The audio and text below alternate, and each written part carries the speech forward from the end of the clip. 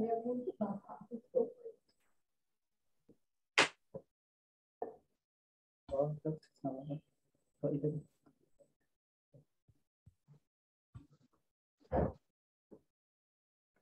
ini kita masih melanjutkan.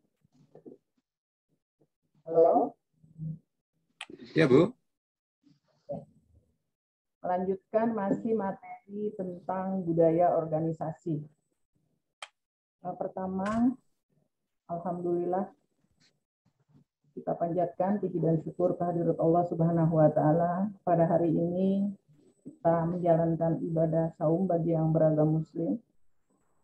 Kita berdoa mudah-mudahan terus kita dikuatkan sampai hari terakhir nanti puasa kita. Kemudian mari kita buka bersama-sama dengan membaca basmalah bagi yang beragama Islam. Bismillahirrahmanirrahim. Bismillahirrahmanirrahim. Bismillahirrahmanirrahim. Ya. Ini yang hadir ada berapa orang, Pak Arif? Apa hadir semua? Sebagian, Bu, belum semuanya.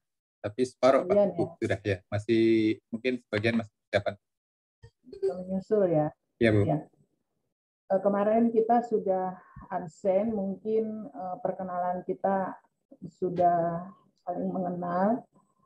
Kemudian apalagi ini semester 3, mudah-mudahan berarti sudah sedikit lagi ujian proposal ya. Ujian proposal untuk membuat proposal tesis, maka mungkin salah satu materi saya budaya organisasi ini bisa diambil untuk apa namanya ya dalam proses pembuatan tesis saudara-saudara sekalian. Kemarin saya tidak ulang karena kemarin saya sudah berikan, mungkin saya lanjutkan pada hari ini. Tapi saya sebelum melanjutkan, saya sedikit mau bertanya, mungkin sebagai apa namanya ya, mengingat mata pelajaran yang kemarin saya berikan, materi yang kemarin saya berikan, hari ini saya mau coba bertanya,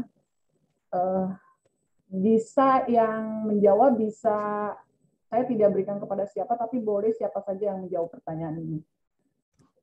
Pertama pertanyaan saya, Anda semua seorang pekerja di satu perusahaan atau punya perusahaan sendiri, rata-rata pegawai negeri ataupun PNS ataupun di BUMN, saya akan bertanya apa yang saudara rasakan manfaat daripada budaya organisasi. Apa manfaatnya Anda bekerja di perusahaan itu daripada budaya organisasi? Apa manfaatnya daripada budaya organisasi? Coba siapa yang bisa menjawab pertanyaan ini? Manfaat daripada budaya organisasi. Bisa menjelaskan Anda sebagai seorang pekerja atau pegawai di dalam satu lembaga yang tadi saya katakan BUMN, PNS atau di organisasi lain, apa manfaat daripada budaya organisasi? Izin, Bu. Jadi kalau budaya organisasi itu bisa membantu kita untuk mengarahkan sumber daya untuk mencapai visi misi kita. Ya, betul, Bu. Jadi meningkatkan kekompakan tim karena satuan budaya organisasi ya, Bu ya. Departemen, divisi ataupun unit dalam. Jadi ini menjadi pengikat atau perekat di dalam organisasi tersebut untuk mencapai. Ini Pak Arif yang jawab ya? Iya, Bu. Ya. Masih ada Pak Arif, cukup jawabannya? Sebentar itu dulu, Bu. Tambahan? Yang lain bisa? Siapa? Bu. Ini yang puasa kita. Coba siapa yang bisa menjawab? Ya.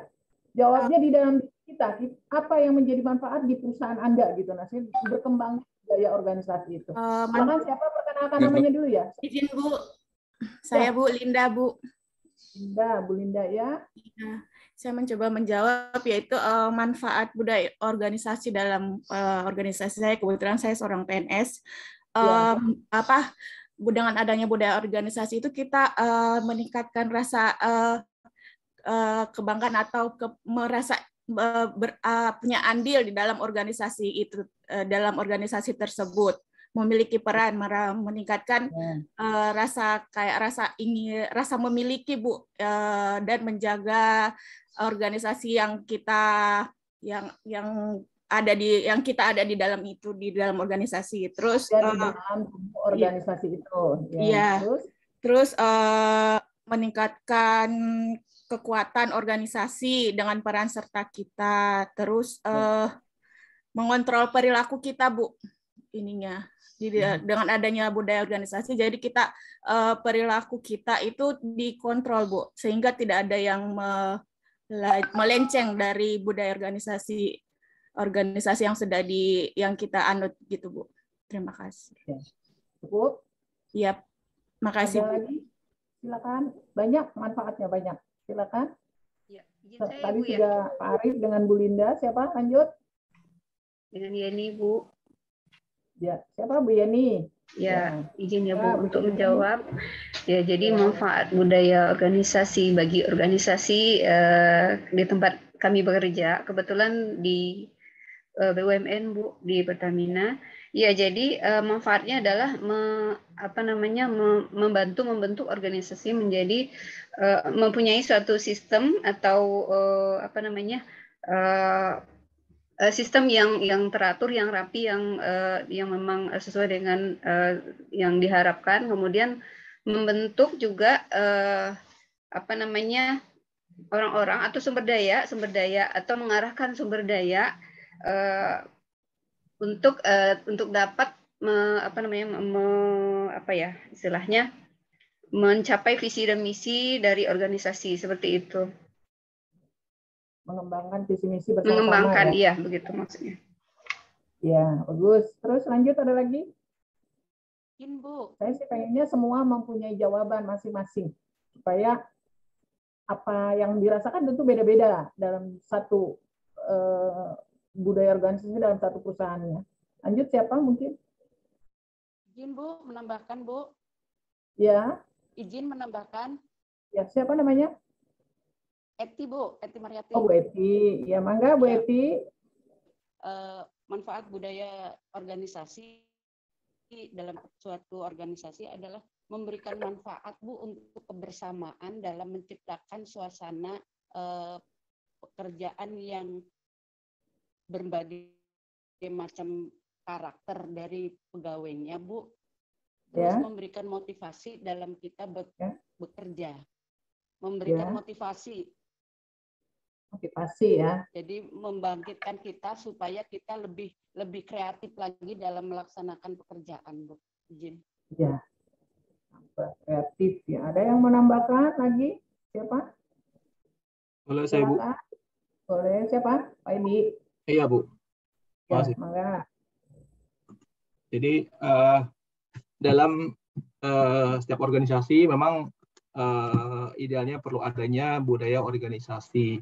Nah, bagi kami para PNS atau ASN, Bu, memang ada budaya organisasi yang ini merupakan turunan sebenarnya dari Presiden dan juga dari arahan Menteri PAN dan RB. Tujuannya adalah atau manfaatnya adalah bagaimana budaya organisasi ini bagi organisasi itu sendiri, bagi lembaga kami itu, agar para pegawai bisa mengetahui dan mengikuti budaya organisasi itu dan juga berperilaku sesuai dengan budaya organisasi tersebut. Jadi budaya organisasi yang kami ini di PNS adalah berakhlak ya Bu, berakhlak, berorientasi pelayanan, akuntabel, kompeten, harmonis, loyal, adaptif, dan kolaboratif. Nah, bagi kami sebagai pegawai, ketika mengetahui budaya organisasi tersebut, maka bagaimana kami untuk bisa bekerja ya sesuai dengan budaya organisasi tersebut. Contohnya misalnya berorientasi pelayanan, budaya organisasi yang pertama. Bagaimana kami untuk memberikan pelayanan terbaik bagi, kalau kami counterpart gitu ya Bu ya, karena tidak langsung ke masyarakat. Bagaimana kami memberikan pelayanan kepada counterpart kami dengan sebaik-baiknya, dan itu nantinya juga dirasakan oleh counterpart kami bahwa pelayanan kami berikan itu sudah yang terbaik. Begitu pula misalnya akuntabel, bagaimana kami terutama dalam hal-hal keuangan misalnya dalam hal ini, maka kami melaksanakan tugas sesuai dengan peraturan perundang-undangan dan sebagainya. Mungkin itu Bu. Ya, salah satu menjaga stabilitas organisasi ya, untuk masyarakat atau untuk kepentingan organisasi kita. Masih ada yang lain? Kalau menurut saya ini manfaat masih banyak nih, belum terungkap semua. Izin Bu, mau kalau berkenan izin saya ada mau menjawab, izin. Enggak ya, Pak Sobri ya? Siap, izin Bu. Ya. Izin Bu, apa manfaat dan budaya organisasi di lingkungan kerja Anda? Mohon izin saya bekerja di Direktorat Jenderal Kekayaan Negara di bawah Kemenkeu RI, Bu. Manfaat yang saya rasakan di direktorat saya yaitu pertama adalah rekrutmen budaya yang sangat kompetitif, Bu, izin. Jadi kalau di kita itu kan dari pack and stand, nanti yang kata orang itu penyaringannya lumayan ketat. Jadi menurut saya salah satu budaya yang bagus di kita tuh rekrutmen yang ketat dan profesional. Yang kedua yaitu profesional kerja, Bu, izin. Di kami semuanya sekarang 90% menggunakan sistem. Jadi sudah bisa terpantau dan sudah bisa masyarakat umum untuk melihat hasil kita, proses kita sudah sejauh mana yang kita kerjakan. Kalau pakai sistem jauh dari korupsi biasanya. Lanjut. Meminimalisir, Bu, izin, Bu. Ya. Siap. Izin yang ketiga yaitu adalah meningkatkan reputasi. Tentunya dengan kinerja kita yang totalitas dengan menggunakan semua sistem yang sangat profesional akan meningkatkan reputasi kita di mata masyarakat maupun di depan anggota dewan untuk mempertanggungjawabkan anggaran kita. Izin yaitu yang terakhir adalah menurut saya yaitu moral karyawan. Di tempat kita lingkungannya insya Allah sangat positif, Bu, karena kebanyakan di lingkungan Kementerian Keuangan kita mengadakan pengajian rutin dan ibadah rutin, Bu. Jadi dengan demikian diharapkan dengan adanya lingkungan yang positif ini membentuk moral karyawan yang religius dan mengutamakan ISK, Bu. Izin, itu, Bu. Terima kasih. Jadi ada pembinaan rohani untuk menguatkan iman dan mental. Siap, ya, Bu. PNS maupun BUMN itu semua sudah secara sistematis ya sistemnya. Karena kalau sistematis ini tadi memang saya katakan jauh dari korupsi. Contohnya saya contohkan tol. Kalau dibayar uang cash dengan sekarang yang menggunakan kartu e-tol itu beda. Ya, ini salah satu sistem. Itu salah satu manfaat daripada budaya organisasi. Mungkin bisa lagi siapa yang menambahkan? Ini belum lengkap, masih banyak manfaatnya buat kita, buat para mahasiswa saya yang memang bekerja. Apa yang dirasakan manfaatnya di kantor, yang kita rasakan di kantor kita aja, kita nggak usah yang jauh-jauh lah. Apa manfaat daripada budaya organisasi? Ayo, siapa lagi? Ini sudah ada 6 orang yang menjawab. Ayo. Bu, izin Bu, saya lagi jalan nggak pakai kamera ya, Bu. Gitu, siapa? Pak Asep? Iya, Bu, manfaat kerja di kerjaan saya di perbankan ya, Bu ya. Ya. Yaitu untuk karyawan sendiri, Bu, akan memberikan arah atau pedoman perilaku dalam organisasi. Yang kedua itu mempunyai kesamaan langkah dan visi untuk tanggung jawab masing-masing.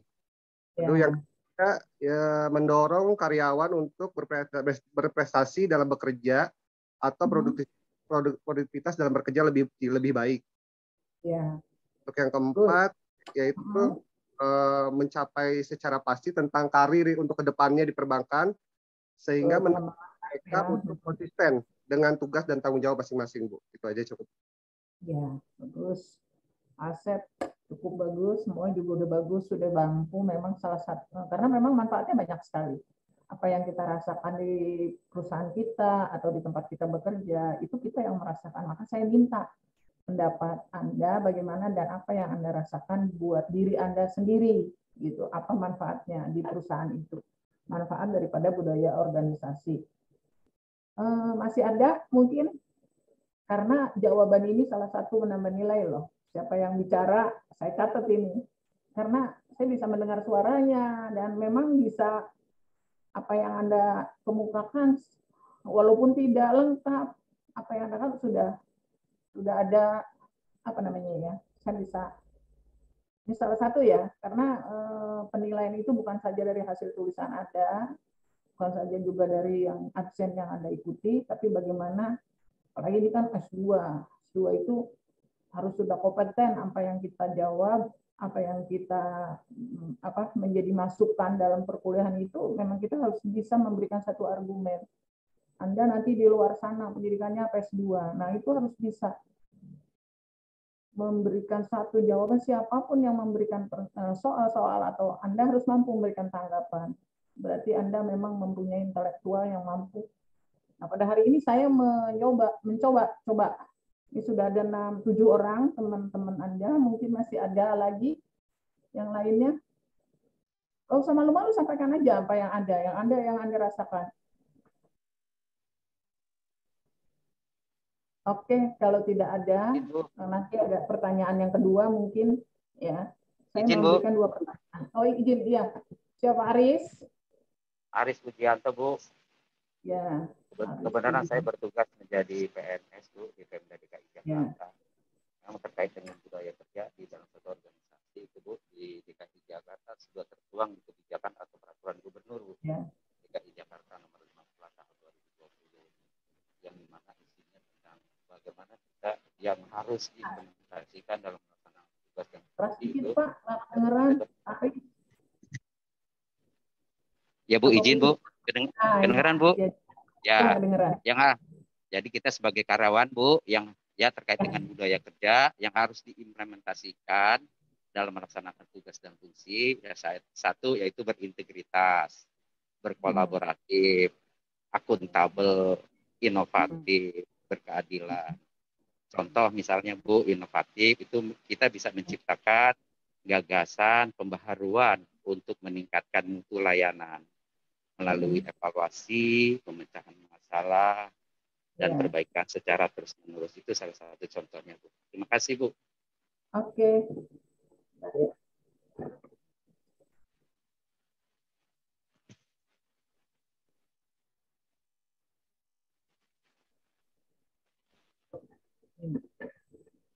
Ya, begitu, Bu. Terima kasih, Bu. Ini di Indramayu udaranya cukup panas. Walaupun ruangnya di AC, tapi tetap panas. Karena suhunya di atas 38 derajat. Jakarta hujan terus, Bu. Jakarta hujan terus, Bu. Indramayu belum hujan-hujan nih. Ya. Kalau sore hujan terus. Ada 8 mahasiswa yang menyampaikan argumentasinya, di mana manfaat daripada budaya organisasi. Pertama, tadi sudah memasuki semua, memang salah satu di antaranya bahwa Anda di dalam suatu organisasi di mana budaya organisasi itu menjadi suatu manfaat apabila pertama bahwa Anda sebagai seorang karyawan di salah satu lembaga tersebut di mana Anda harus mampu membedakan. Yang pertama manfaatnya harus mampu membedakan. Tentu beda budaya organisasi saya di BUMN Pertamina beda dengan budaya organisasi yang lain di Kementerian Pendidikan, di Kementerian HAM, beda kan? Nah, itu salah satu yang menjadi peran di mana manfaat itu membedakan. Jadi beda budayanya tadi semua. Kalau di kementerian mungkin setiap kementerian kan tadi punya program tersendiri, itu menyontohkan adanya perbedaan daripada budaya organisasi. Ya, tidak usah jauh-jauh. Kita contohkan dulu zamannya Menteri Kelautan, zamannya Ibu Susi, budaya organisasinya apa yang dilakukan di Kementerian Kelautan. Beda dengan menteri yang sekarang. Ini salah satu contoh. Ya. Karena dengan budaya itu, dengan budaya organisasi itu, kita bisa memahami, oh ini loh lembaga saya. Maka nanti ada yang namanya manfaat itu kita bisa menimbulkan rasa memiliki. Tadi sudah ada juga yang menjawab. Menimbulkan rasa memiliki. Oh ini loh, karena apalagi kita sudah di satu instansi itu, sudah digaji di situ. Bahkan kalau PNS dari umur 20 tahun Anda sampai umur 60 atau 55 tahun. 60 tahun sekarang ya, pegawai negeri. 58, Bu. Izin, Bu. 58. Ya. Berarti berapa tahun Anda di situ? Berarti ada rasa memiliki gitu. Maka kalau ada orang lain yang yang tidak suka dan mungkin menjelek-jelekan instansi Anda akan tidak, karena Anda sudah merasa memiliki. memiliki, terus juga dengan identitas anggota yang memang sudah menjadi ciri gitu.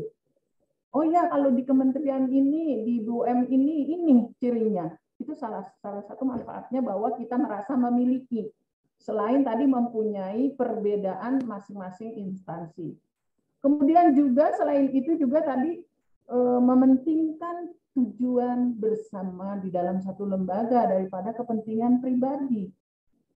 Ini yang namanya kita merasa memiliki, maka lebih afdol bahwa kita, instansi kita akan lebih mementingkan budaya organisasi di kantor kita atau tujuan bersama untuk mencapai tujuan yang kita inginkan. Sesuai dengan fungsinya manajemen ya, adanya perencanaan, adanya pengorganisasian, adanya pelaksanaan, dan adanya evaluasi. Ini salah satu tujuan yang mana dari perencanaan sampai kepada evaluasi dengan tujuan yang kita sepakati bersama.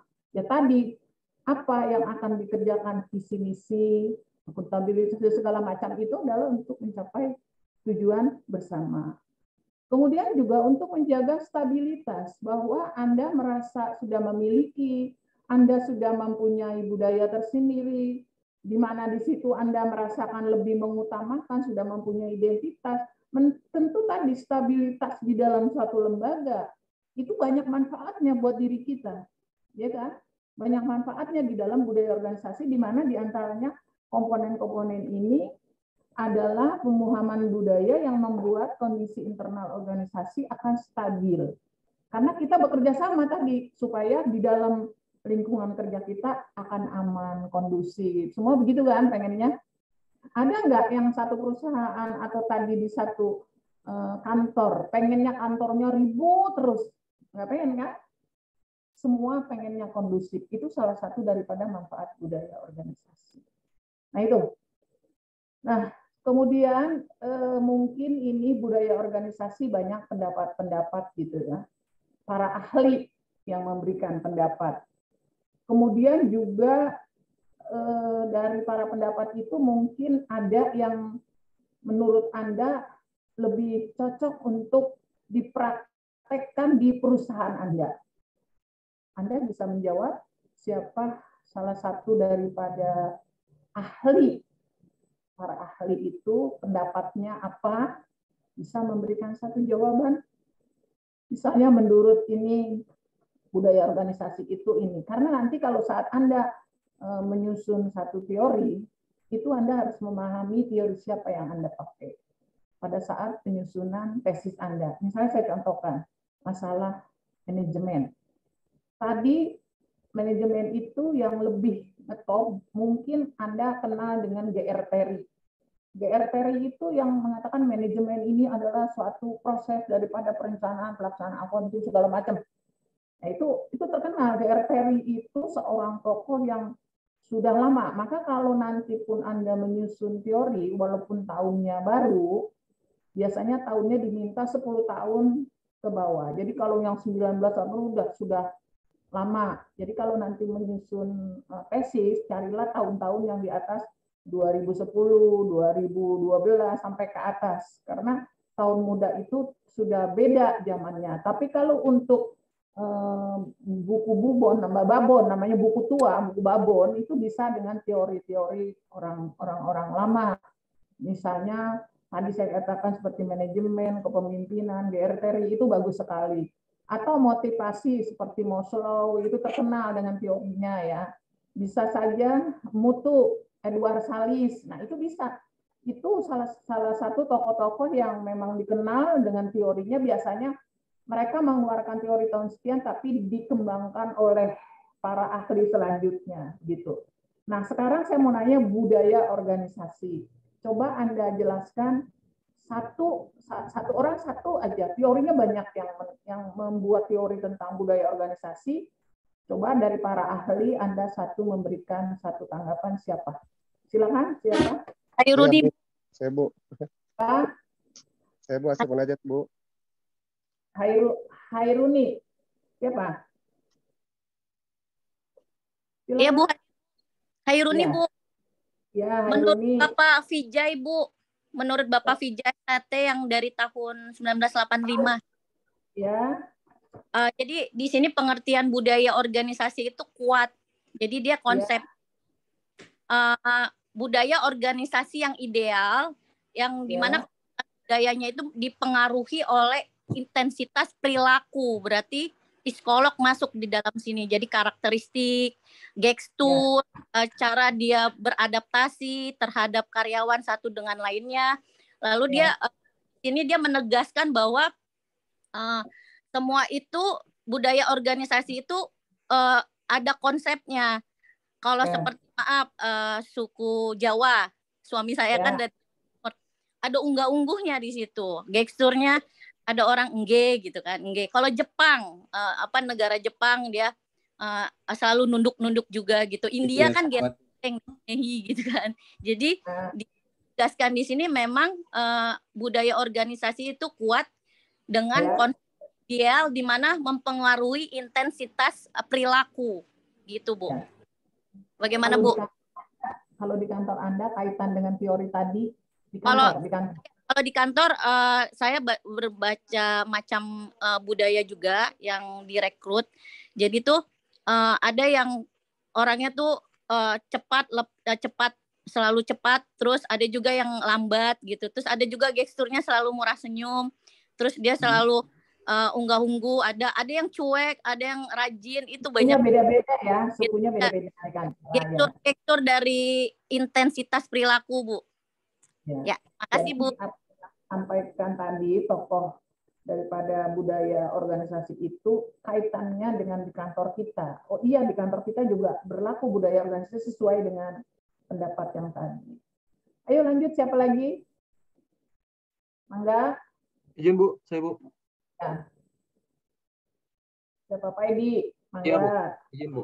Ya. Menurut Robbins Bu, menyatakan tahun 2010 ya, menyatakan bahwa budaya organisasi sekumpulan sistem nilai yang diakui dan dibuat oleh semua anggotanya yang membedakan perusahaan yang satu dengan yang lainnya. Nah ini dari pernyataan ini bahwa budaya organisasi memang dibuat ya, dan juga nantinya diakui oleh semua anggota organisasi itu. Misalnya di pemerintahan kayak kami di lembaga atau instansi pemerintah kayak kami Bu, itu memang budaya organisasi kami memang tadi yang kami sampaikan Bu, turunan ya dari Presiden, kemudian Kemenpan RB ya, Reformasi dan Demokrasi ya, Pendaya Peran Negara, itu menyatakan bahwa budaya organisasi dari kementerian lembaga itu adalah dia berakhlak tadi ya, berorientasi pelayanan, akuntabel dan sebagainya. Itu ada beberapa poin. Nah, bagaimana itu kemudian kami internalisasi Bu di lingkungan kementerian kami, sehingga budaya-budaya itu ya, budaya organisasi tersebut ya yang sudah dibuat dan juga sudah ini dapat dilaksanakan oleh kami ya, para pegawai di lingkup kami di kementerian kami atau instansi kami. Demikian Bu. Ya maksud saya begitu. Jadi Anda paham nanti pada saat Anda menulis tesis misalnya Anda mengambil daripada teori tentang budaya organisasi, Anda bisa mengembangkan apa daripada pendapat para ahli, bagaimana, karena nanti di bab 4-nya Anda akan mengembangkan, kalau di tesis mungkin kalau kualitatif ya, kalau kuantitatif tidak, karena dia pakai hitungan, karena kalau kuantitatif hanya teori yang di satu variabel bisa 4-5 teori. Nah, untuk dipersatukan. Tapi kalau kuantitatif, Anda bisa menjabarkan bahwa teori-teori daripada budaya organisasi apa yang dikembangkan dan bagaimana yang Anda temukan di lapangan, yang ditemukan dari hasil wawancara. Misalnya Anda penelitian ini di tempat kantor Anda sendiri, tetapi di sebidang yang lain. Apa yang Anda temukan di sana, itu dari para ahli bisa dikembangkan. Jadi kalau kayak Robin tadi, itu kan bisa dikembangkan. Oh iya, adanya perbedaan organisasi satu dengan yang lain. Atau tadi pendapat yang satunya bahwa adanya satu budaya di dalam satu kantor yang berbeda-beda. Kita ini kan banyak sekali ragam daripada suku bangsa kita. Nah, itu juga salah satu menunjukkan seperti itu. Masih ada yang lain? Baik Ibu, mohon izin. Oke, silakan Bapak. Ya Bu, budaya organisasi menurut Mulyati itu suatu kerangka kerja yang menjadi pedoman tingkah laku sehari-hari. Ya. Putus-putus, Pak. Coba ya. Untuk mencapai suatu organisasi. Jadi kita etika, attitude yang bisa mempengaruhi proses program kerja sehingga kita sebagai pemimpin dapat mengambil suatu keputusan yang baik untuk pekerjaan tersebut. Baik, terima kasih, Bu. Ya. Jadi gitu, ada kaitannya ya tentang pendapat atau teori yang dikemukakan oleh para ahli. Sebab nanti kalau Anda ambil S3, Anda akan bisa membuat satu teori. Jadi manfaat daripada kita menjabarkan teori seseorang, nanti kalau Anda S3, Anda akan membuat satu teori. Karya ilmiah Anda ada satu teori penemuan. Nah, jadi itu dari kualitatif maupun kuantitatif nanti kalau di S3 itu Anda harus mampu menemukan satu teori, namanya produk penelitian yang baru. Jadi kalau yang lama seperti ini Anda uraikan, maka pada produk penelitian yang baru Anda menemukan ini langkah terbaiknya. Jadi Anda menemukan satu teori. Nah, ini. Makanya dari sekarang saya coba membimbing Anda kepada bagaimana pembahasan daripada para para tokoh atau para ahli yang menemukan tentang budaya organisasi, tapi Anda jabarkan. Anda bisa saja menemukan satu teori, oh iya, apa yang didapatkan salah satu para tokoh teori begini, karena ternyata sekarang sudah teknologi berkembang, maka akan lebih canggih. Kita akan kembangkan dengan penemuan-penemuan yang baru. Gitu. Mudah-mudahan selesai S2 bisa lanjut ke S3. Ya, lanjut, ada lagi? Silakan.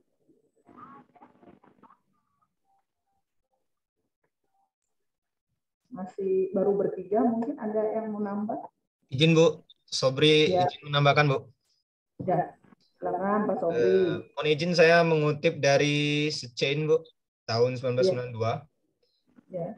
Budaya organisasi adalah pola dasar yang diterima oleh organisasi untuk bertindak dan memecahkan masalah, membentuk karyawan yang mampu beradaptasi dengan lingkungan, dan mempersatukan anggota-anggota organisasi tersebut.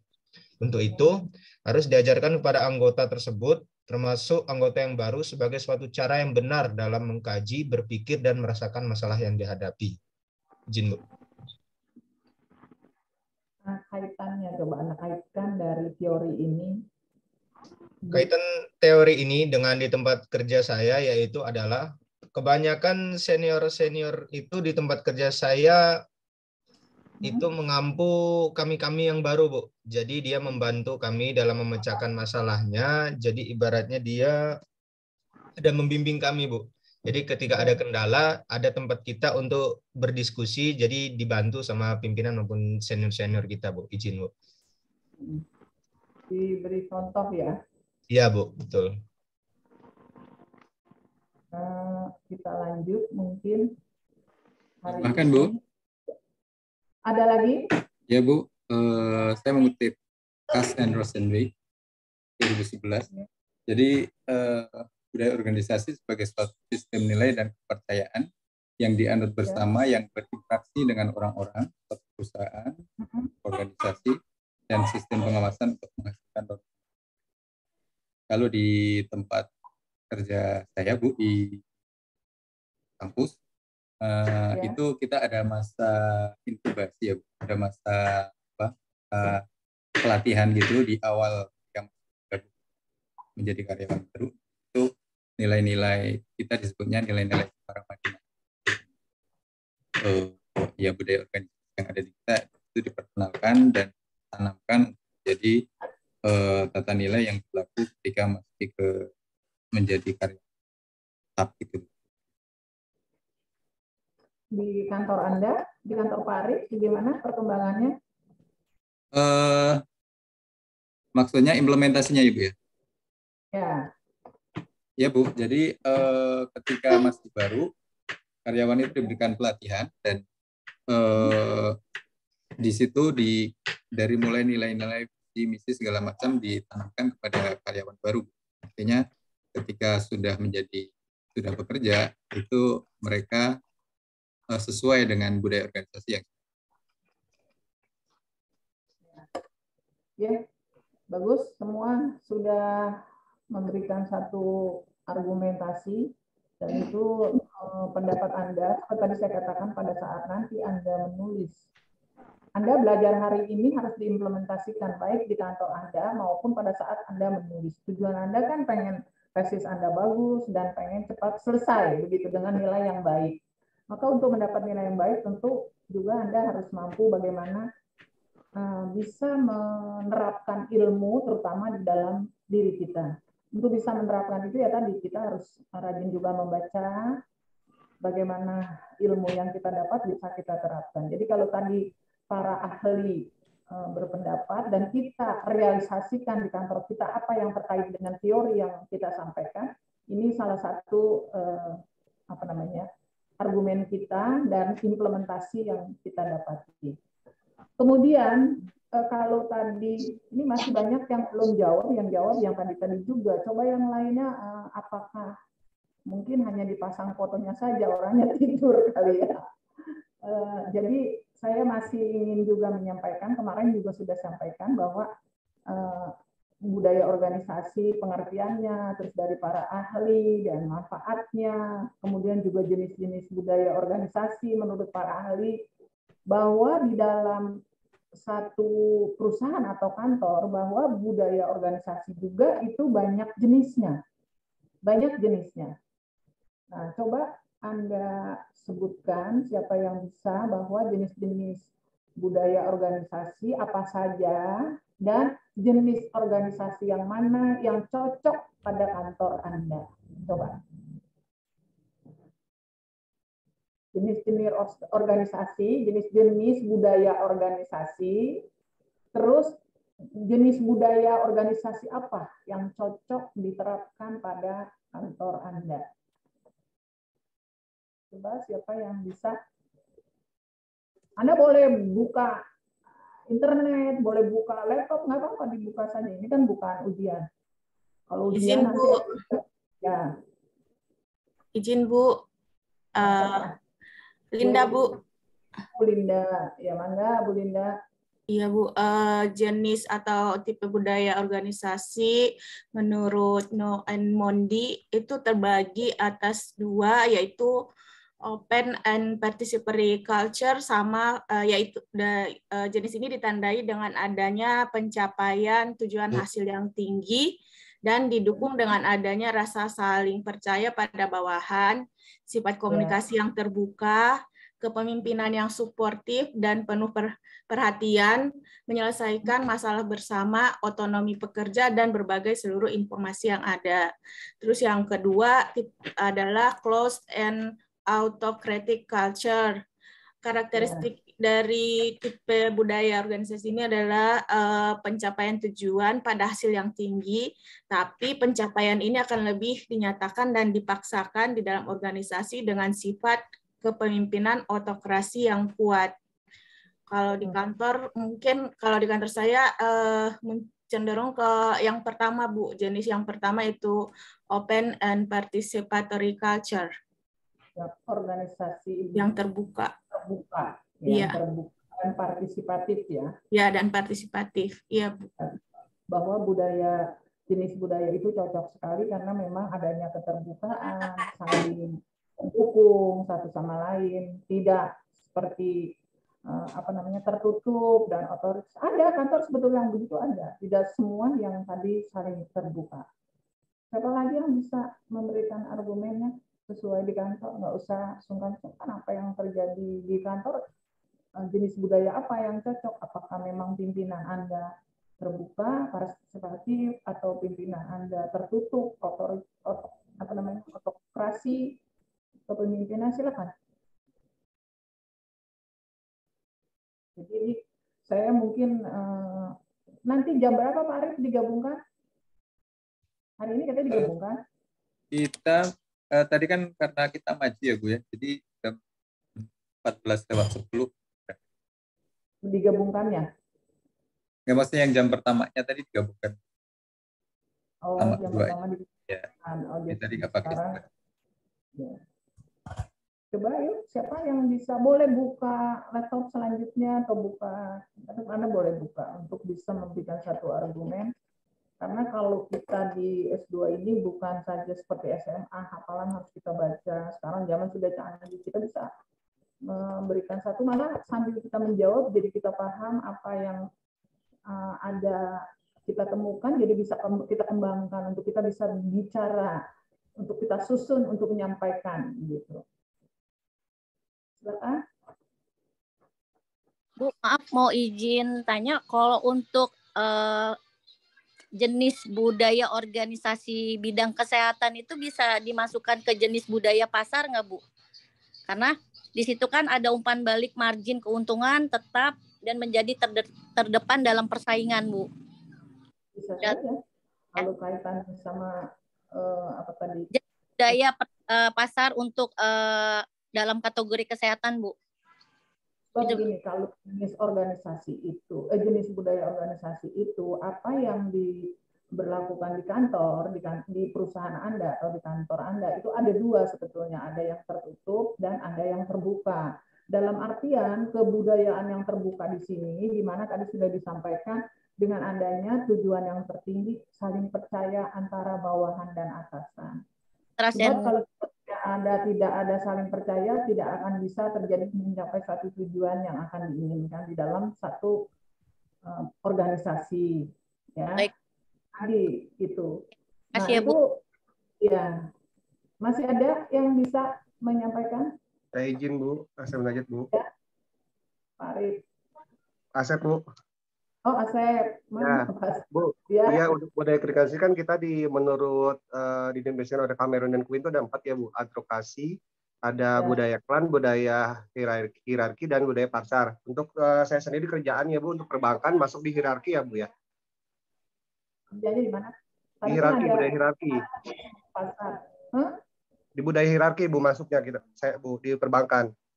Oh, di perbankan. Iya, ini karena Bu, di sini sudah dikatakan bahwa struktur prosedur yang ditetapkan dalam tingkat otoritas, dan juga di sini jenis budaya perusahaan ini memungkinkan untuk mengelola risiko dengan lebih baik, karena kan di perbankan ada risiko ya, Bu ya, risiko yang lebih baik, stabil, efisien, dan secara operasional.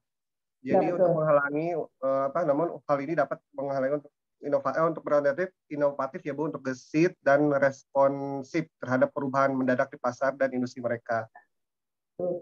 Ya, jadi jenis-jenis itu banyak apa yang kita lakukan sesuai dengan kantor yang tempat kita bekerja.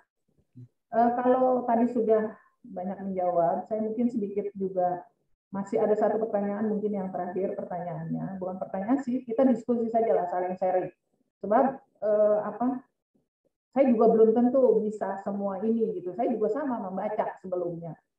Jadi kita sama bagaimana mengungkap tentang budaya organisasi ini, di mana apa yang kita lakukan hidup di dunia ini tentu semua harus mengalami budaya. Budaya tadi saya sudah ceritakan banyak budaya kehidupan maupun budaya di dalam satu organisasi. Tadi kita sudah menjelaskan apa manfaat daripada budaya organisasi, kemudian budaya organisasi menurut para ahli, terus diimplementasikan di kantor Anda. Terus juga jenis-jenis budaya organisasi masih ada satu, yaitu karakteristik budaya organisasi. Nah, ini kan tentu ada karakteristiknya. Apa karakteristik daripada organisasi itu? Budaya organisasi itu apa saja? Coba Anda jelaskan, karena kaitan dengan apa yang menurut tadi para ahli akan diimplementasikan di kantor Anda. Nah, Anda juga harus paham apa daripada karakter budaya organisasi itu. Karakternya apa gitu. Anda bisa menjelaskan? Siapa aja boleh, silakan. Pak Heri diam aja nih. Ayo Mangga. Pak Edi, mantap Pak Edi. Ayo Pak Edi. Ya, izin Bu, budaya organisasi di kami itu namanya berakhlak, Bu. Singkatan itu berakhlak itu. Jadi berorientasi pelayanan, ya, akuntabel, kompeten, harmonis, loyal, dan adaptif, kolaboratif ya. apa namanya, ini karakteristik secara umum ya Bu ya. Kemudian tadi kami sampaikan bahwa budaya organisasi tersebut apa namanya, kami internalisasi di kementerian kami menjadi sesuatu untuk apa, kemajuan reformasi birokrasi di tingkat kementerian kami, Bu. Di tingkat kementerian kami atau lembaga kami ya, sehingga itu menjadi dasar bagi pegawai bagaimana untuk bisa apa namanya, memberikan pelayanan misalnya terkait dengan berorientasi pelayanan Bu ya, bagaimana memahami dan memenuhi kebutuhan stakeholder atau masyarakat ya, kemudian apa, ramah cekatan ya, kemudian juga melakukan perbaikan ya, perbaikan tiada henti, kemudian juga akuntabel, bagaimana melaksanakan tugas dengan jujur ya, bertanggung jawab ya, cermat, kemudian juga terkait dengan kompeten, bagaimana terus meningkatkan kompetensi diri untuk menjawab tantangan ya yang selalu berubah-ubah, kemudian harmonis, menghargai setiap orang ya, apapun latar belakangnya, harmonis, kemudian loyal ya, kita terus untuk loyal kepada negara tentunya ya, Pancasila, Undang-Undang Dasar, dan juga NKRI tentunya ya, kemudian adaptif ya, bagaimana kita bisa menyesuaikan di lingkungan di mana kita ditempatkan atau bekerja ya, mungkin suatu saat ada rotasi misalnya, ada kita pindah atau mutasi, kita siap untuk dimanapun kita ditempatkan. Kemudian kolaboratif, nah ini yang penting juga Bu, bagaimana memberi kesempatan ya kepada berbagai pihak untuk berkontribusi ya, kemudian juga kita terbuka bekerja sama dengan siapapun ya, untuk menghasilkan nilai tambah ya, nilai bagi organisasi atau kementerian atau organisasi apa, kementerian kita gitu, kementerian kami. Demikian Bu. Ya, bagus Pak, lengkap sekali jawabannya. Memang perlu adanya kolaborasi, perlu adanya inovasi, perlu ada apa namanya, hal-hal yang terkait tadi ya, bahwa memang dalam satu budaya organisasi itu mempunyai karakter tersendiri, masing-masing perusahaan beda-beda karakter organisasi, karakter budaya organisasinya. Masih ada yang bisa menjawab? Silakan. Bu, kalau belum ada. Tapi jangan bosan ya Bu, kalau saya lagi. Mangga, ayo. Di salah satu klinik saya tuh 3K Bu untuk karakteristik budaya organisasi. Jadi K-nya komitmen. Jadi kita berkomitmen penuh untuk melayani pasien, darinya dia datang dengan mungkin dengan gejala yang banyak, terus lalu kita dengan outputnya kita merawat dan mengobati, dan outcome-nya dia semua itu puas, komitmen kami seperti itu. Dan yang kedua itu kayaknya kontribusi Bu. Jadi satu tim itu dalam klinik itu harus berkontribusi semuanya, dari walaupun dia dokter spesialis, direktur, walaupun manajer, walaupun dia OB sekalipun, harus semua sama-sama berkontribusi untuk dalam pelayanan kesehatan sebagai pelayanan yang unggul dan optimal. Dan yang terakhir kayaknya kerjasama Bu. Kerjasama kita meliputi dari pemerintah, kita membantu program-program pemerintah kepada puskesmas, rumah sakit pemerintah, RSUD dan lain-lain, dan juga bagian yang kita bantu kerjasama ini juga bagian masyarakat di sekitar kita. Boleh kadang kita memberikan pengobatan secara gratis, hanya mendapatkan vitamin atau apa gitu. Jadi 3K ini harus benar-benar kita jalankan untuk karakteristik budaya organisasi di klinik kami gitu Bu. Terima kasih Bu. Ya, bagus sekali. Memang perlu. Jadi ini salah satu pengembangan visi misi juga ya, di mana tadi salah satu manfaatnya dikembangkannya visi misi di dalam satu budaya organisasi, bahwa akhirnya kelihatan karakter daripada budaya organisasi itu bisa terlihat, bisa dinilai oleh orang banyak, bisa dinilai kalau misalnya seperti Mbak Heru ini kan rumah sakit ya, atau klinik gitu ya, itu kan bisa dilihat bagaimana budaya organisasi itu dilakukan. Jadi saling kompak, dia tidak perlu mau pendidikan dari bawah ke atas, semua harus mempunyai satu tujuan tadi, satu tujuan. Karena dari tadi di dalam satu organisasi untuk mencapai satu tujuan harus ada kebersamaan. Proses daripada kerjasama yang dimana untuk mencapai satu tujuan. Bahwa tadi kriteria di dalam satu budaya organisasi itu merupakan atau menunjukkan di mana budaya organisasi itu akan terlihat. Bagus dan tidaknya suatu lembaga itu bisa dilihat daripada pengembangan budaya atau dilihatnya daripada karakteristik budaya organisasi itu. Nah, begitu juga kita sebagai manusia hidup di dunia ini mempunyai karakter budaya organisasi di dalam tubuh kita, di dalam diri kita. Saya contohkan budaya seperti saya orang Betawi tinggal di Indramayu sudah puluhan tahun. Karena budaya saya budaya Betawi yang bicaranya ceplos-ceplos, ya, terus suka mungkin bahasanya Anda mungkin walaupun pendatang lama di Jakarta malah terbalik, saya orang Jakarta pindah ke Indramayu. Itu bisa saja bahasa orang-orang Betawi yang mungkin kalau menurut orang Sunda, aduh kasar sekali, itu kan salah satu budaya gitu ya. Kita mungkin nonton filmnya Sidul anak sekolahan dengan karakter budaya yang disampaikan oleh para peran-peran yang aslinya mereka bukan orang Betawi tapi melakoni sebagai karakter budaya daripada Betawi. Ini salah satu contoh dalam kehidupan kita juga perlu. Tadi Angga Unggu kita datang ke kantor, ada yang sopan, setiap ketemu orang selalu tunduk kepala. Ada yang ketemu orang selalu senyum. Ya, ada. Nah, itulah budaya kita masing. Ada yang ketemu orang cemberut aja. Jadi masing-masing daripada budaya yang dia kembangkan. Sekarang kita kadang-kala di kantor sudah membudayakan. Kita ketemu sesama teman, apalagi dulu, Assalamualaikum. Itu satu budaya. Itu budaya yang baik, ya enggak? Kita dengan mengucapkan salam, berarti selamatkan kita pada hari ini. Itu kan doa, begitu ya. Nah, itu. Karena apa yang kita ucapkan adalah doa. Maka jangan sekali-sekali kita mengucapkan kata-kata yang tidak baik kepada anak kita. Karena kalau doa orang, ucapan orang tua adalah doa. Gitu. Nah itu. Jadi karakteristiknya banyak ya. Tadi Pak Edi cukup lengkap menyampaikan memang seperti itu di dalam satu perusahaan. Saya masih beri kesempatan, mungkin ada yang tambahan atau mau nambah atau yang berbeda. Ian. Iya, siapa namanya? Iya, Ibu. Nggak kedengeran nih. Putus-putus? Pak Ian, Bu. Iya, silakan. Terkait karakter budaya organisasi, Bu.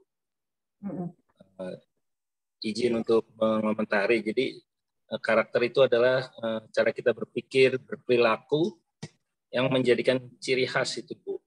Ya. Jadi setiap individu maupun organisasi memiliki ciri khas tersendiri. Ya, dan itu melekat ya. Memang mereka konsisten di seperti itu. Nah, terkait karakter budaya organisasi, antara lain ada inovasi. Jadi keberanian untuk mengambil resiko, terus memperhatikan terhadap detail. Yang ketiga, berorientasi terhadap hasil, berorientasi terhadap orang, dan kepada tim. Ada juga agresivitas, stabilitas. Nah, di tempat kami bekerja, ada 5 budaya kerja, Ibu. Yang salah satunya, kita harus menambah informasi setiap hari. Yang kedua, kita harus tiba 2 menit sebelum jadwal. Jadi sebelum adanya pelaksanaan, kita harus sudah hadir terlebih dahulu. Yang ketiga, kita wajib memberikan salam setiap hari. Terus yang keempat, mengerjakan monitor dan menindaklanjuti. Yang kelima, ringkas, rapi, resik, rawat, rajin. Jadi diharapkan dengan adanya 5 budaya kerja kami, itu bisa menjadi karakter, jadi suatu kepribadian organisasi kami. Memang tiap-tiap organisasi pasti berbeda, menyesuaikan dengan kebutuhannya, Ibu. Ya, pasti berbeda. Izin, Ibu. Ya. Cukup, Pak Yan? Masih cukup, ada? Ibu. Terima kasih.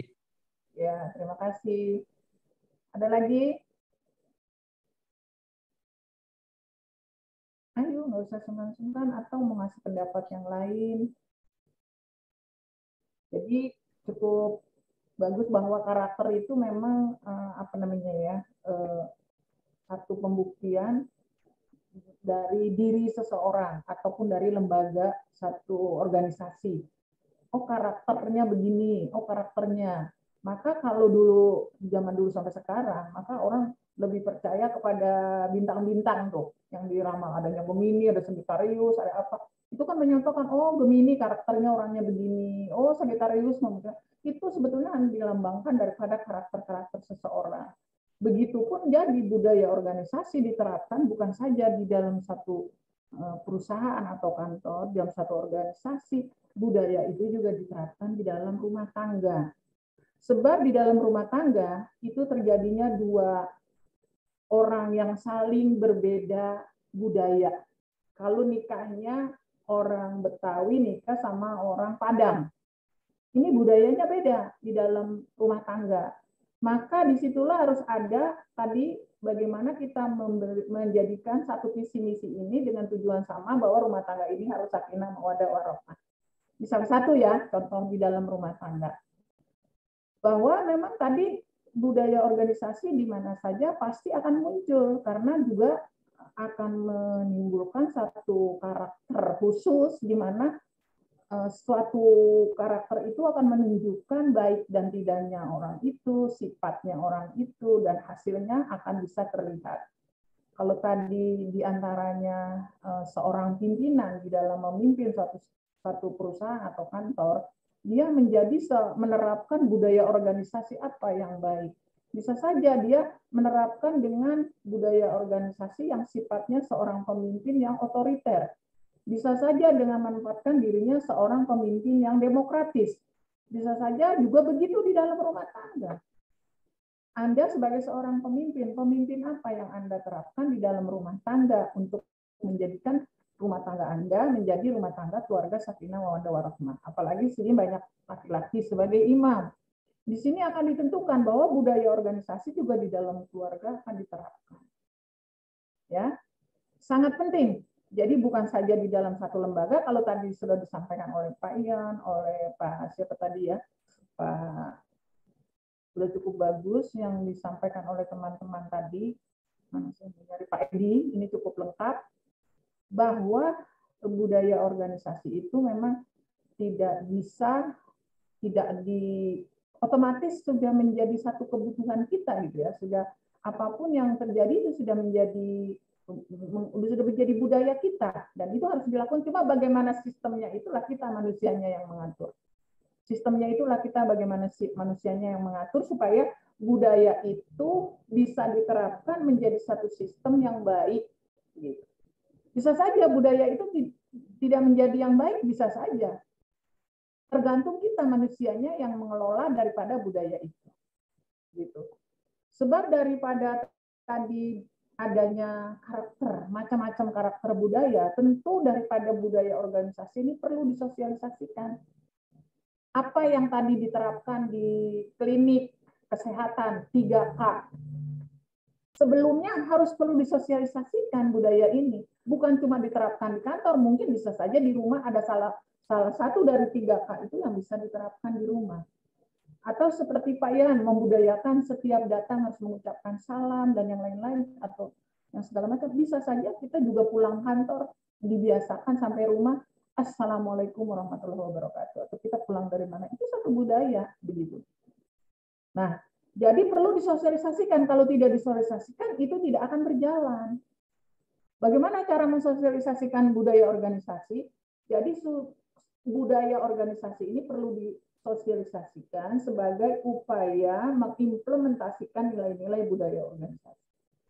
Jadi nanti dengan sosialisasi itu, maka nilai-nilai budaya organisasi ini bisa diimplementasikan. Yang tadi saya ceritakan salah satu contoh, dari teori saja kita bisa, pendapat seseorang bisa mengimplementasikan dari teori itu apa yang kita rasakan di kantor. Begitu juga kita sebelumnya, kita maka masuk ke kantor itu dalam satu perusahaan, atau satu organisasi, pasti pada saat Anda datang, Anda akan di-training dulu. Apa budaya di sini? Maka disosialisasikan. Anda pagi tadi hadir. 10 menit sebelum jam kerja sudah hadir. Begitu juga mungkin para guru dan yang lain-lain. Begitu juga Anda mengucapkan salam ketemu. Begitu juga jam kerja Anda harus sudah bekerja dan Anda beristirahat jam sekian pulang. Walaupun itu sifatnya tata tertib, itu menjadi satu budaya dan harus disosialisasikan. Kalau tidak, mungkin Anda yang baru datang nggak paham apa budaya yang dilakukan di kantor itu. Ya dia seenaknya saja, ya nggak, baru datang, dia telat, terus dia main HP, dia pulang lebih awal, siapa yang melarang? Karena dia tidak paham. Maka perlunya sosialisasi, sangat perlu sekali. Tadi kata Pak Edi, mungkin saja pimpinannya ganti, tidak yang itu lagi. Nah ini kan yang bawahan sudah memberikan pimpinan, diganti pimpinan yang baru, walaupun mungkin nanti ada budaya yang berbeda, ada aturan yang berbeda, tentu disosialisasikan kembali.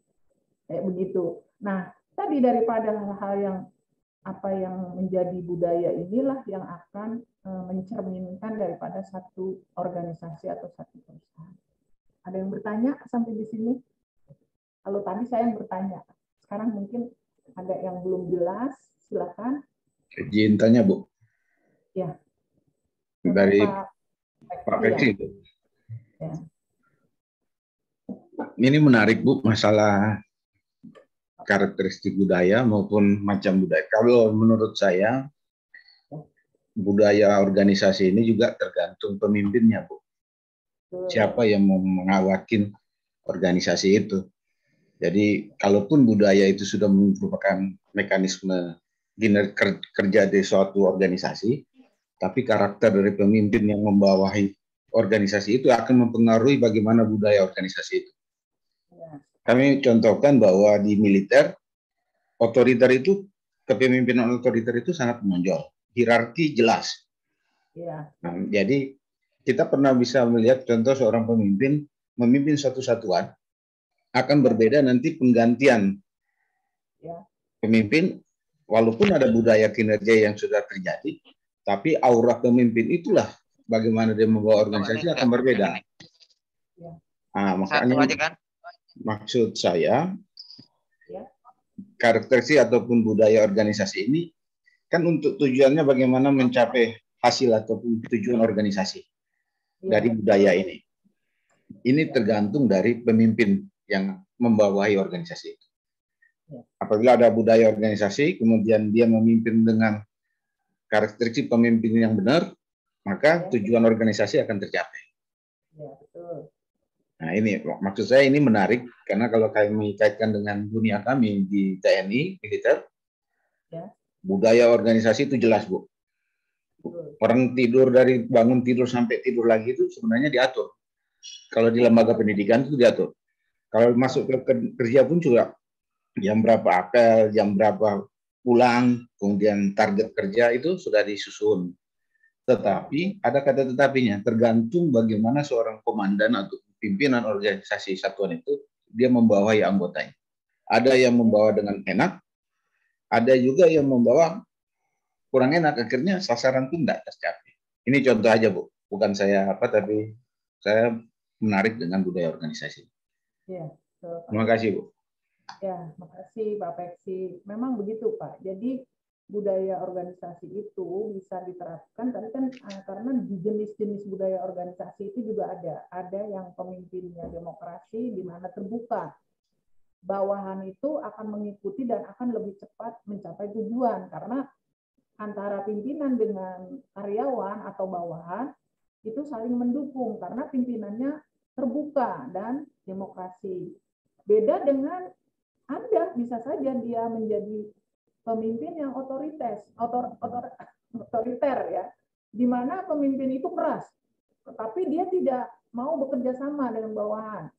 Jadi seperti bawahannya itu jauh, tidak semua yang menerapkan itu. Makanya tadi betul kata Pak Peksi, tergantung daripada kepemimpinannya. Siapa pemimpin yang memimpin, apabila mendapat pemimpin yang baik, maka organisasi itu akan lebih tercapai dengan baik. Tujuannya akan lebih cepat bisa berhasil. Nah, begitu. Jadi memang di mana diterapkannya budaya organisasi di dalam satu kehidupan ini bukan saja apalagi seperti TNI. Ini disiplinnya sudah dikenal, beda mungkin dengan kementerian-kementerian lain. TNI itu lebih tadi mungkin karena dia kan harus standby, ya kehidupannya harus standby. Kadang-kala dia tidur juga dipanggil ada darurat, ya harus berangkat. Beda dengan kementerian lain atau bagian-bagian lain, jarang yang dipanggil untuk darurat malam ya, kecuali pemadam kebakaran mungkin ya. Tapi kalau seperti guru, seperti di BUMN dan lain-lainnya tidak seperti itu. Nah ini salah satu budaya tadi saya katakan beda-beda, dan bagaimana pemimpin itu yang memimpin membawa satu budaya organisasi untuk mencapai tujuan yang kita inginkan bersama. Karena sedikit saya tambahkan, ini mungkin di luar, bahwa di dalam budaya organisasi tadi saya menyampaikan dalam kehidupan rumah tangga, karena saya mengaitkan dengan rumah tangga, semua saya yakin juga sudah berumah tangga, mungkin ada 1 atau 2 yang belum, di mana di dalam rumah tangga budaya itu kita terapkan adalah tadi, bahwa sekarang ini malah orang kalau mau berumah tangga, pengantin itu harus disosialisasikan dulu, supaya apa? Begitu berumah tangga, sebulan 2 bulan tidak terjadi perceraian. Maka sekarang lembaga Kementerian Agama membuat satu program di mana si pengantin laki dengan perempuan ini begitu akan menikah, mereka akan dibimbing dulu untuk diajarkan bagaimana tadi budaya-budaya di dalam rumah tangga. Ini bagus sekali karena sekarang ini Indramayu, saya sedih sekali Indramayu, walaupun bukan kampung saya, tapi saya tinggal di Indramayu masyarakatnya ya. Indramayu itu adalah kawin cerai yang tertinggi di seluruh Indonesia. Jadi kawin cerai tertinggi. Kalau dilihat kabupaten lain, se-Indonesia yang paling tinggi itu adalah Indramayu. Mengapa saya mengatakan paling tinggi? Ini hasil survei yang masih terus berlaku, karena Indramayu itu banyak sekali yang menjadi TKW ke luar negeri. Ya, karena mereka itu kalau menjadi TKW, walaupun dia ada suami, dia harus bikin surat cerai. Karena nggak boleh dia bekerja punya suami. Rata-rata suaminya ditinggal bikin surat cerai. Yang kedua, memang di Indramayu ini masih banyak sekali yang tadi menikah usia muda. Usia muda, mungkin juga ada seperti Cianjur juga masih tinggi. Kemudian ada beberapa hasil survei ya, yang memang di beberapa kabupaten juga. Ini menunjukkan bahwa harus ada dulu bagaimana dia disosialisasikan budaya dalam rumah tangga. Dari sedini mungkin, pernikahan sedini mungkin, itu masih banyak di sini. Maka kawin cerai sering terjadi. Bahkan kalau orang Indramayu itu perempuannya ya, dia 2-3 kali kawin di satu kebanggaan buat dia, karena dia bilang dia laris laku.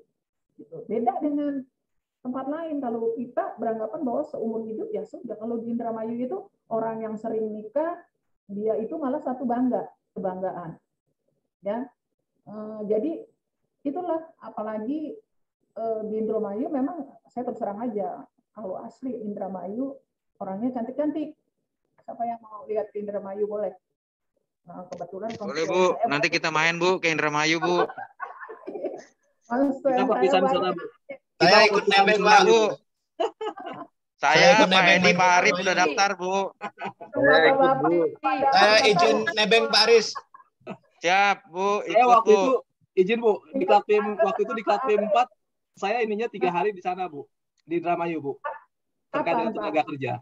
Waktu itu di Kaltim 4 ininya Pak, ini terakhirnya ke Indramayu Bu, untuk pembuatan laporannya ke Indramayu. Apa tilasnya di mana tuh Pak Edi? Habis setelah Lebaran kita meluncur Bu. Oke, boleh. Ya Pak Aris, pimpin Pak Aris. Jadi begitu Pak, bahwa budaya tadi, Indramayu juga terkenal dengan budaya-budaya yang mungkin tadi ya, saya juga kaget pertama datang ke Indramayu, karena saya kan aslinya orang Tangerang dan orang Betawi. Begitu datang ke Indramayu tahun 87, ya, saya itu melihat kok aneh sekali gitu masyarakatnya. Dan ini menjadi satu budaya yang sebetulnya menjadi pola hidup mereka ya, menjadi gaya hidup dan pola hidup. Maka begitu saya melihat kok sore diantar sama suaminya, dandannya rapi. Kalau pernah saya, ini cerita sedikit ya, mungkin sebagai ini selingan ya, jangan ngantuk lah. Saya lagi nyiram sore di depan rumah. 3 hari saya lihat ini kok di jalannya gang rumah saya samping. Besok saya tanya, mau kemana? Kalau sore diantar suami, pagi-pagi pulang dijemput suami. oh saya kerja Bu, kok kerjanya dari pagi pulangnya kerjanya sore, berangkatnya pulangnya pagi. Saya kan bingung, apa kerja di mana, apa saya akan nanya begitu. Dia nggak mau jawab. Suatu hari ada tetangga yang lewat, dia bilang, oh iya dia kerjanya di situ, di CI. Apa itu CI? Oh ternyata CI itu kalau di Jakarta seperti apa ya? Apa tuh? Yang di Kuitang sono apa namanya? Yang di tempat kafe Bu, kafe. Ya jadi di situ. Lokalisir Bu, lokalisir. Betul, wah pinter itu. Saya pura-pura lupa padahal. Iya. Pinter lokalisasi semua. Bu, lokalisasi. Mereka bekerja di situ. Terus saya Pak Edi tuh, Pak Edi Bu, tahu Pak Edi. Berarti udah kepancing, ayo. Jadi bukan. Bekerja sampai diantar sama suaminya loh Pak. Hebat nggak tuh suami? Suaminya nganter kerja, paginya dijemput lagi sama suaminya. Aduh, ini udah luar biasa budaya ini. Aduh, saya sampai ngurut-ngurut dada. Astagfirullahaladzim. Ya, tapi alhamdulillah sekarang sudah berubah, dia sudah tobat katanya, sudah tidak. Dan masih jadi tetangga saya di belakang rumah saya. Dan orang-orang belakang saya rata-rata ke Malaysia, ke Taiwan, ke Jepang, itu pada pekerja semua, Pak. Ke luar negeri, dia nggak mau jadi pembantu di Jakarta dan di sini gajinya kecil katanya. Nah itu salah satu budaya di mana yang memang budaya yang tidak baik, yang tidak perlu dicontoh. Saya menyontohkan juga budaya di dalam rumah tangga. Jadi di dalam rumah tangga bahwa kita ini hidup di dunia, tentu tadi budaya apa yang harus kita lakukan, kita juga ingin usia kita tetap panjang, umur kita tetap panjang, tapi kita juga dalam keadaan sehat. Mau nggak umur panjang tapi tidak sehat, nyusahin orang? Kita nggak mau kan? Semua inginnya sehat dan umur panjang dan sehat. Masih bisa Bapak nggak mau ingin, ada yang semua pengen masuk surga, iya kan? Ada nggak yang hari ini pengen masuk surga? Nggak mau, kalau mau surga hari ini ya matinya hari ini katanya begitu kan.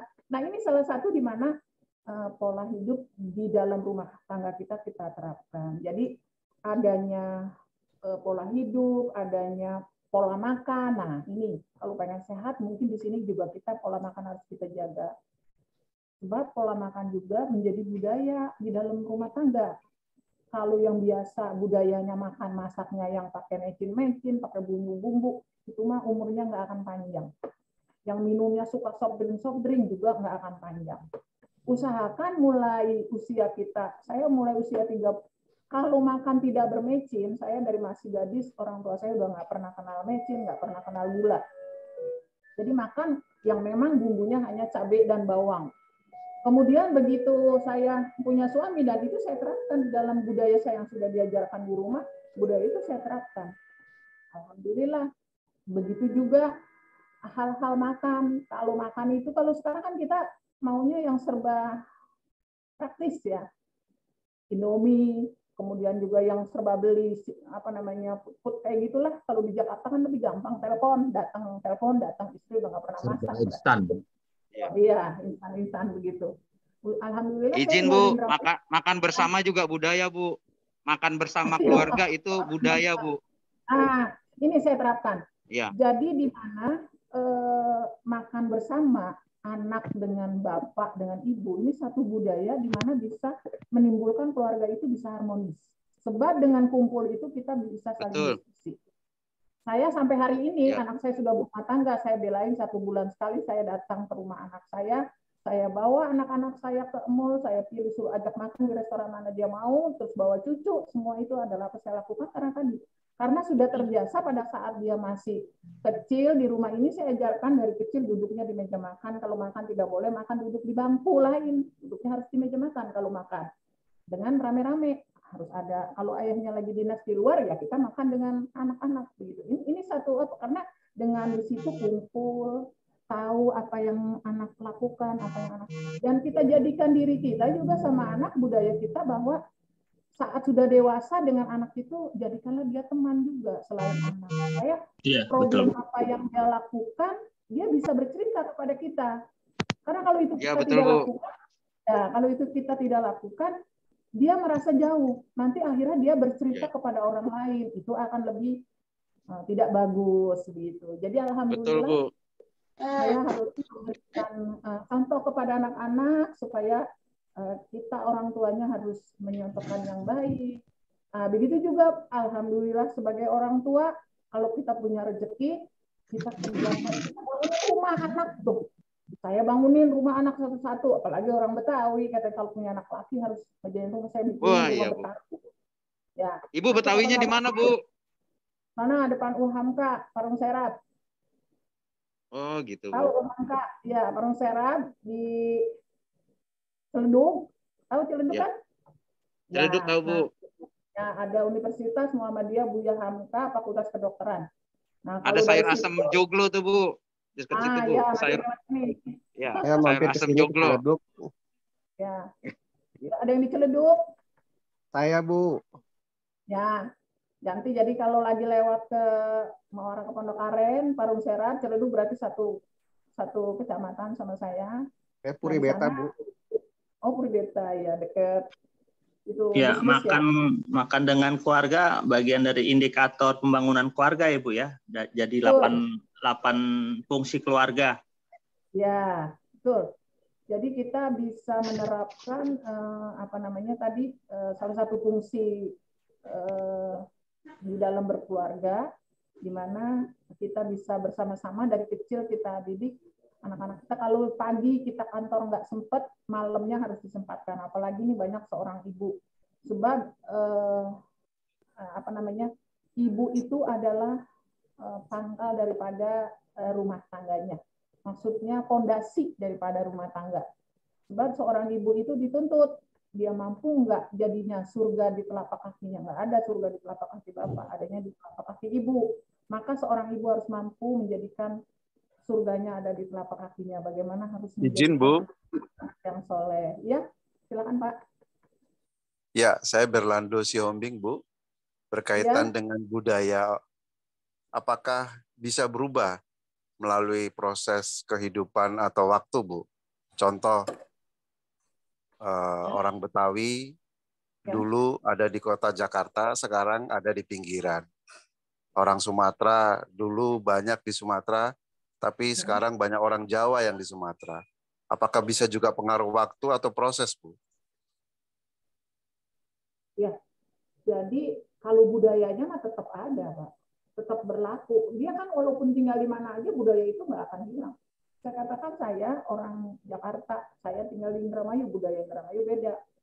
Ini orang Jakarta yang bukan di pinggir saja, tapi sudah hijrahnya jauh sekali. Mungkin bisa saja yang Jakarta bisa ke Tangerang pinggir, ke Bekasi pinggir, ya, Tasik pinggir sana. Tapi saya malah sudah lebih jauh, tapi saya tidak menghilangkan budaya Betawi saya, walaupun saya ada di wilayah budaya orang lain gitu. Saya akan menimbulkan budaya sendiri. Pertama, dari bahasa saya. Orang kalau ketemu saya bilang, ini bukan orang Indramayu. Karena bahasanya aja beda. Ini salah satu. Terus yang kedua, budaya-budaya apa yang dilakukan sampai saya menyontohkan apa yang ada di rumah saya yang kelihatan, ini loh orang Betawi bisa terlihat daripada nuansa Betawinya. Begitu makan juga sama. Saya biasa tiap hari raya saya masak sayur ketupat dengan semur, saya masak sayur besan, itu yang ada hanya di Betawi, beda dengan di tempat lain. Kalau berubahnya penggeseran hanya mungkin bukan budayanya, Pak. Karena memang sekarang sudah maju, mungkin orang-orang Betawi yang ada di tengah kota, ya tadi karena harga tanah murah, harga tanah mahal dijual, dia beli lagi di pinggir. Apalagi kalau orang Betawi cerita dulunya katanya, mau nyekolahin anak harus jual tanah, mau berangkat haji harus jual tanah. Untung orang tua saya nggak seperti itu. Gitu. Itu kan biasanya begitu, tapi kan orang-orang lain tidak menjadi budaya. Kalau orang Betawi jadi budaya, berangkat haji pasti jual tanah. Begitu. Nah jadi itu Pak Berlando, bahwa bukan penggeseran daripada budayanya, tapi kultur tempat tinggal kayak yang tapi dia karakternya tetap ada, dia ada di mana saja tetap berada. Iya. Terima kasih, Bu. Tapi sepengetahuan saya di lapangan justru banyak yang berubah, Bu. Contoh, nggak usah jauh-jauh saya, Bataknya hilang, Bu. Oh, hilang, Pak? Logatnya maupun karakteristiknya. Oh gitu ya. Ya mungkin bisa kali ya pengaruh juga ya Pak. Tapi kalau secara khusus ya nggak akan berubah banyak ya Pak. Mungkin Pak Sombingnya sudah sangat mencintai budaya yang diikuti, yang hari ini diikuti gitu. Tapi kalau bisa budaya itu diterapkan, karakter masing-masing budaya tentu memang berbeda-beda dan banyak terus berkembang. Mungkin perkembangan zaman juga mempengaruhi teknologi yang makin canggih ya. Silakan. Ada lagi? Yang mau Bu, izin bertanya, Bu. Silakan siapa? Pak Sobri. Siap, izin bertanya, Bu. Pak Sobri. Izin bertanya terkait ini kan ada budaya organisasi yang juga negatif, Bu, di lingkungan kita, Bu. Tidak menutup kemungkinan bahwa di lingkungan kita itu juga ada budaya yang kurang baik, Bu. Izin, Bu. Ya, betul. Nah, terkadang salah satunya itu adalah yang saya rangkum di sini di tempat saya kurang lebih itu ada 3, Bu, mohon izin. Yaitu salah 3 diantaranya komunikasi yang kurang baik, adanya kesenjangan generasi muda dan generasi yang sudah sepuh, Bu, izin. Yang ketiga itu fungsi pengawasan inspektorat dan fungsi divisi SDM yang tidak bisa mengasih solusi atau membantu menyelesaikan masalah personalia, Bu. Izin berkenan mungkin mohon saran masukan dari Ibu, Bu, bagaimana cara untuk mengatasi atau menyelesaikan solusi budaya organisasi yang negatif ini, Bu. Izin, Bu. Ya. Terima kasih. Pertama apa tadi? Adanya komunikasi yang kurang baik, Bu. Komunikasi yang kurang baik, Bu. Ibaratnya banyak terjadi ego sektoral, Bu, di antara direktorat, Bu. Izin, Bu. Terus kesenjangan. Iya, Bu. Adanya kesenjangan generasi muda dan generasi yang sudah senior, Bu, atau sudah sepuh. Oke, terus fungsi SDM-nya kurang berjalan ya? Ya, fungsi SDM dan inspektorat pengawasan yang kurang berjalan, Bu. Izin. Ya, ini saya mencoba menjawab, tapi mungkin juga bisa nanti ditambah oleh siswa yang lain yang punya pandangan yang lain. Jadi memang ini budaya yang tidak baik, terutama pertama tadi saya katakan untuk mencapai suatu budaya organisasi dengan baik tentu dibutuhkan seorang pemimpin yang memang demokratis, yang komunikasinya terbuka, terus juga tadi selalu memberikan inovasi, kemudian juga memikirkan SDM daripada karyawannya. Tapi tidak semua itu juga bisa dilaksanakan oleh seorang pemimpin. Akan bisa berjalan budaya organisasi tergantung kepada kepemimpinannya. Oleh karena itu, perlu budaya organisasi ini jangan dibiarkan terus berlarut-larut. Harus perlu solusinya. Nah, maka nanti ini harus ada penelitian. Maka Anda yang ada di karyawan situ, maka hal-hal yang seperti ini terjadi, maka kalau bisa jadikan satu penelitian Anda. Kesenjangan yang tidak sama lagi bahwa budaya organisasi ini tidak berjalan sebagaimana mestinya, sulit untuk mencapai suatu tujuan. Kalau perlu diadakan satu penelitian, di mana penelitian ini nanti akan menemukan satu solusi. Ini salah satu kendala. Jadi kalau kita membuat satu penelitian, ini masalahnya satu kendala atau satu masalah yang harus bisa diselesaikan. Bisa diselesaikan ini adalah satu tadi. Pertama, harus berani menyampaikan hal-hal yang kurang berjalan. Walaupun memang sebagai bawahan Anda, kalau dapat pimpinan yang baik, mungkin ini suatu hal Anda dianggap karyawan yang baik karena permasalahan ini bisa akan diselesaikan. Mungkin bisa saja Anda menjadi karyawan yang selalu dimusuhi karena pimpinan Anda tidak setuju dengan apa yang Anda sampaikan. Maka untuk menyampaikan hal ini juga harus berhati-hati. Tapi kalau saya lebih condong, ini harus ada orang yang membuat satu penelitian. Di direktorat mana akan terjadi ini, di lembaga apa terjadi ini, panggillah kalau Anda tidak memimpin, carilah seorang teman Anda atau ahli-ahli peneliti, kan banyak tuh seperti siapa? Kalau ini berarti penelitiannya di bidang pemerintahan ya, pemerintahan kaitannya. Nah ini cari orang yang suruh meneliti, ini loh menjadi problemnya. Komunikasi tidak berjalan. Karena apa? Jadi diputus, dia hanya berkomunikasi, memberikan satu komunikasi hanya pihak-pihak tertentu, yang lain tidak bisa makan. Kemudian yang kedua, ini adanya kesenjangan generasi muda dengan yang lebih tua. Sepertinya yang tua tidak lebih dimanfaatkan karena biasanya yang tua IT nggak bisa, apa nggak bisa, udah lu sana aja, dikit lagi juga pensiun, begitu kan? Banyak yang seperti itu, jangankan di satu kantor, di satu budaya organisasi partai aja ini terjadi. Sampai ribut, sampai berantem. Ini di partai terjadi, partai besar. Ya, partai besar. Siapa yang dekat dengan pimpinan, ya jadilah pengurus yang hebat-hebat. Tapi kalau yang jauh, ya sudah silakan saja. Dan sekarang lebih memfokuskan kepada yang muda-muda karena dianggapnya muda lebih mampu IT-nya, sekolahnya. Ya padahal yang tua juga lebih banyak pengalamannya, mestinya lebih juga dihargai. Ya tapi memang begitulah keadaannya. Kayaknya memang sudah sunatullahnya begitu kali ya. Kemudian tadi, kalau fungsi SDM-nya memang kurang dikembangkan, itu juga masalah satu. Jadi, apalagi yang tua, lu udah tua, nggak usah sekolah lagi, nggak usah kuliah lagi, yang muda-muda aja. Ini banyak terjadi. Gitu. Yang akhirnya yang tua, karena pengen kuliah, sudah aku kuliah dengan biaya sendiri, yang muda dibiayain dengan biaya negara. Kan bisa saja begitu. Ya ini kesenjangan ini, kalau bisa solusinya tadi, ada orang yang meneliti. Kalau sudah nanti ada penelitian ditemukan kesenjangan ini, maka solusi ini akan ketemu. Ya tadi, pemimpin harus merombak daripada hal-hal yang menjadi kendala untuk menjadikan organisasinya lebih maju. Maka kalau Anda nanti jadi seorang pemimpin, ini saya menyontohkan Anda dulu semua. Jadilah seorang pemimpin, tadi saya bilang pemimpin yang demokratis. Pemimpin yang memang menghargai bawahan, pemimpin yang transparan, pemimpin yang saling berkomunikasi dengan bawahan yang lain tadi harus betul-betul saling. Pemimpin yang selalu memperhatikan baik SDM dan segala macam di bawah kita. Itu pemimpin yang karena apa kalau kita juga jahat, udah mati juga nggak ada yang kita bawa. Ya nggak? Jahat-jahat banget kita di kantor dimusuhin orang. Bukan mati digotong, diurusin, malah kita disumpahin. Kan kita nggak mau seperti itu, maka jadilah pemimpin yang baik. Kalau hal ini terjadi, diingatkan, mungkin pemimpin kita lagi tidak benar, mungkin lupa, mungkin hilaf. Kalau kita masih bisa menasihati, ya.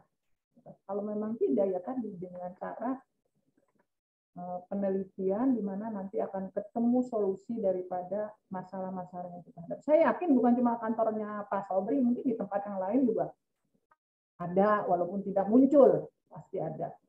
Apalagi persaingan di dalam satu organisasi itu hari ini sangat berat. Karena yang ingin bekerja di perusahaan ini, yang ingin punya jabatan ini, semua yang akhirnya saling sikut dengan sikut, yang akhirnya menandakan sudah ketidakbenaran, ketidakwajaran, hanya ingin merebut jabatan. Nah itu. Saya rasa itu Pak Sobri. Kalau perlu Pak Sobri yang neliti nanti untuk tesisnya. Baik Bu, terima kasih banyak Bu atas pencerahannya Bu. Izin, terima kasih Bu. Ada lagi? Sampai jam berapa Pak? Saya Pak Arif? Jam 2 berapa? Sudah habis Bu waktunya, sudah sampai di akhir pertemuan kita. Nanti teori makalahnya akan saya kirim melalui Pak Arif ya. Baik Ibu. Ya. Teman-teman boleh kita mungkin ini Bu ya, kita capture ini dulu, layarnya dulu. Silahkan teman-teman untuk on cam sebelum ya, kita wajahnya diterapkan soalnya untuk laporan nih. Iya betul. Oke ya, siap untuk kita ambil gambarnya 1, 2, 3. Ya terima kasih. Cukup ya? Ya Bu. Cukup Bu. Terima kasih Bu. Terima kasih Bu. Terima kasih Bu. Terima kasih Bu. Terima kasih Bu. Selamat berpuasa Ibu. Nah, kita tutup dengan baca hamdalah. Alhamdulillah. Alhamdulillahirobbilalamin. Jumpa lagi ya teman-teman. Ya. Alhamdulillah. Terima kasih Pak Arif. Bisa ke Indramayu. Sama Ibu. Ya, Indramayu. Ya, bisa ke Indramayu kita Bu. Minta Indramayu. Siap. Arif, somai. Cendol. Cendol, somai. Cendolnya pas Jadi nih kayaknya request sore ini. cendol dan somai ya. Pak Arif, kita ada bukber kali, ada yang nanya tuh. Yuk. Ada, siap. Boleh kira-kira kapan waktunya? Kapan ya? Kapan-kapan. Minggu kedua atau minggu ketiga paling ya. Kalau keempat udah pada mudik ya. Besok libur 3 hari, Pak. Mudik ya, Pak? Hah? Kemungkinan Besok banyak yang libur. mudik. Iya, minggu depan Jumatnya libur itu. Oh Nah, iya. itu. Boleh tuh. Nanti ngerjain tugas ya. Kalian ya. Juga saya jadi lupa. Gantian dong Bu Linda yang pertama. Contoh dong aku sama yang lainnya tuh. Gimana orang Puji, contoh dong. Oh, gimana mau pertama saya ngerjain tugas habis subuh tadi? Kak, bisa tak? Ayo, aku lihat. Yang sekarang nih. Tugas apa lagi sih, Mbak? Ada Kak, ada Bu, ada sis. Tangga itu alur karir. Itu udah di-share sama Pak Arif kan itunya. Oh, yang di Nanti- mana, Pak? Nanti Yang di grup. biar Pak Edi yang membuat deskripsi tugasnya deh. Pak Edi yang paling ini. Paling cepat nangkep soalnya. Iya, Pak Edi, tunggu dong. Ditunggu dong. Nanti biar disarikan tugasnya Bu sama Pak Edi ya. Iya, maksudnya apa tuh tugasnya? Paling Ya, nanti mau Kakak, Pak, kirim. Lanjut. Sama sampel, Pak Edi. Gantian Mbak Yeni ya. Sama sampel maksudnya. Bisa, nanti kita share di grup Bu tugasnya. Ya, Pak. Makasih, Pak Arif. Terima kasih Pak Arif. Jadi hari ini kuliah sudah selesai ya? Sudah Pak, hari ini sudah selesai. Tinggal berapa kali pertemuan lagi, Pak? Nanti mau buru-buru lulus nih. Udah bosan ketemu saya ya, Bu. Saya izin live ya Bapak Ibu. Berapa kali lagi? Oke.